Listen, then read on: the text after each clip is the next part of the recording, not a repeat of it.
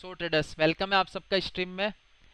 जो new members है सबसे पहले मैं उनको गाइडलाइंस देना चाहूँगा कि भाई मेरा नाम पंकज कुमार बंजारा है। वीआईपी ग्रुप में जो भी लाइव सेशन, जो भी डाउट सेशन एंड जो भी न्यू स्ट्रेटजीज होती है, मेरी स्कैल्पिंग स्ट्रेटजीज या फिर आईसीटी से रिलेटेड आपके जो भी डाउट्स होते हैं वो मैं ही सॉल्व करता हूँ। ओके। एंड आज मैं आप सबको सिखाने वाला हूँ एक new VIP club scalping strategy 1:2 इसका नाम है। इससे पहले मैं आपको कुछ बोलना चाहूँगा कि आप सब जने इस स्ट्रेटजी को जितना इजी तरीके से लोगे ना, उतनी ही आसानी से आप सबको समझ आ जाएगी। एंड अगर आप इससे पहले आप माइंड में पहले से ही बनाकर रखोगे कि भाई स्ट्रेटजी हार्ड है या फिर स्ट्रेटजी मैं समझ ही नहीं पाऊंगा, तो आपको दिक्कत आ सकती है। पर जितना इजी तरीके से आप स्ट्रेटजी को लोगे ना, उतनी ही जल्दी ये स्ट्रेटजी आपके माइंड में आ जाएगी समझ। ठीक है, सो स्टार्ट करेगा इस, एक बार मेरे को कंफर्म कर दो सब जने। हाँ हाँ जी भाई। सर यस सर भाई। खाली फुल स्क्रीन कर दो ना। हाँ, फुल फुल स्क्रीन कर स्क्रीन दो ना। करते हैं। अच्छा भाई, चालू करें। ठीक है, ये ओके, स्कैल्पिंग स्टार्ट स्ट्रेटजी का करें। नाम भी मैंने वीआईपी क्लब के ऊपर ही रखा है, specially for Swappy VIP club scalping strategy 1:2। Okay. अब अपने पास मैं आप सबको बताता हूँ कि भाई स्कैल्पिंग स्ट्रेटजी से रिलेटेड अपना जो फर्स्ट रूल है वो क्या होना चाहिए। अपन को फर्स्ट रूल में ये देखना है कि भाई एक तो पहले होनी चाहिए हैमर कैंडल।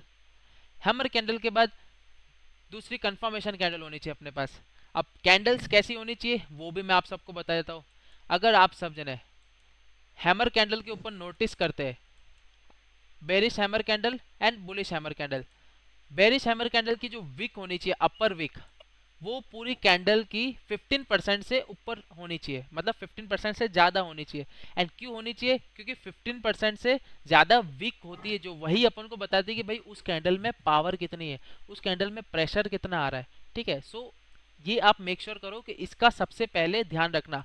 ये रूल इंपॉर्टेंट है इस कैंडल का कि भाई हैमर कैंडल में जो विक होनी चाहिए उसकी 50% से ज़्यादा होनी चाहिए।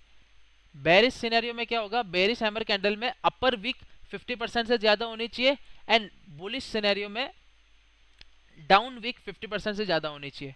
ठीक है, ये होता है अपना हैमर कैंडल का रूल फर्स्ट। ओके। एंड इसका कलर मैटर नहीं करता गाइस। ठीक है, कलर इसका ग्रीन भी हो सकता है। अगर मैं यहाँ पे आपको ग्रीन करके बताऊँ तो इसका कलर आपको ग्रीन भी हो सकता है। कैंडल साइकोलॉजी इंपॉर्टेंट है। ठीक है, कलर इज नो मैटर। अगर ये रेड भी होगी ना तो भी आप इसे बुलिश कैंडल बोल सकते हो। कैंडल साइकोलॉजी इंपॉर्टेंट है, ना कि कैंडल का कलर। बहुत जने क्या करते हैं, कलर को देखकर कैंडल की पावर डिसाइड करते हैं, पर ऐसा नहीं है। कैंडल साइकोलॉजी देखा करो। ओके।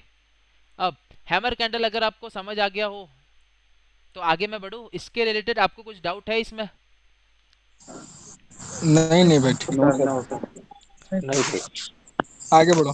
ठीक है, हैमर कैंडल यही होती है। इसको एक तरह से अपन रिजेक्शन कैंडल भी बोल सकते हैं। ठीक है, इसका सेकेंड नेम। ओके। अब बारी आती है कंफर्मेशन कैंडल की, कि कंफर्मेशन कैंडल कैसी होनी चाहिए। हैमर कैंडल के बाद अपन को एक कंफर्मेशन कैंडल जरूर चाहिए। अपन यहाँ पे एक खाली इसके ही भरोसे यहाँ पे ट्रेड नहीं कर सकते। अपन यहाँ पे अपना हार्ड एंड मनी लगा रहे तो कंफर्मेशन जरूर देखेंगे। ठीक है, माइक बंद कर लो सब जने। ठीक है, कंफर्मेशन कैंडल बेरिश सिनेरियो में कैसी होनी चाहिए? जैसे कि सपोज करो ये वाली बेरिश हैमर कैंडल बनी, तो उसके बाद अपन को ये वाली बेरिश कंफर्मेशन कैंडल चाहिए। अब बेरिश कंफर्मेशन कैंडल में आपको बॉडी एंड विक का ध्यान रखना है। इसमें बॉडी इंपॉर्टेंट है, जैसे इसमें कैसे विक इंपॉर्टेंट थी, ये अपना प्रेशर बता रही थी कि भाई उस कैंडल में प्रेशर कितना है। बॉडी क्या बता रही है कि जो कंफर्मेशन कैंडल है उसमें वॉल्यूम कितना आया है हैमर कैंडल बताने के बाद। ठीक है, तो इसमें जो वॉल्यूम होना चाहिए वो होना चाहिए अपन को अपना 60% से ऊपर होना चाहिए।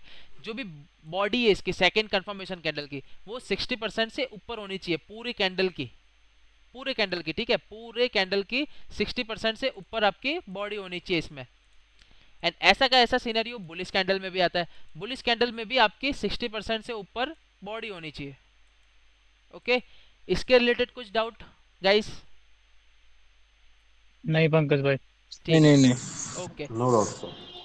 अब आते हैं नेक्स्ट नेक्स्ट टॉपिक इसमें।